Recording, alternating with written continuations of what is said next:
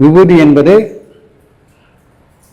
பல வகையான மூலிகைகளை பஸ்பமாக மாற்றி வெண்ணிறமாக மாற்றி கொடுக்கக்கூடியது. அந்த விபூதியில் ஒரு சிட்டிகை அளவு, சிட்டிகை என்றால் இந்த கட்டை விரலும் ஆள்காட்டி விரலும் தொட்டு எடுக்கக்கூடியது சிட்டிகை. இந்த சிட்டிகை அளவுக்கு எடுத்து இப்படி வாயிலே போட்டு மீதமுள்ளதை அப்படியே இந்த உச்சிக்கு கொண்டு போய் போடுதல்.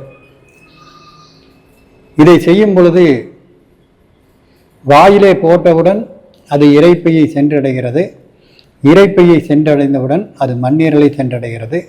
மண்ணீரலை சென்றடைந்தவுடன் நம் இருதயத்திற்கு தேவையான உயிர் சக்தியை, இரத்த அணுக்களை இருதயத்திற்கு எடுத்து செல்கிறது மண்ணீரல். யார் யாருக்கெல்லாம் கார்பன் என்று சொல்லக்கூடிய இந்த சாம்பல் சத்து பற்றவில்லையோ அவர்களுக்கெல்லாம் இரத்த சோகை நோய் ஏற்படும்.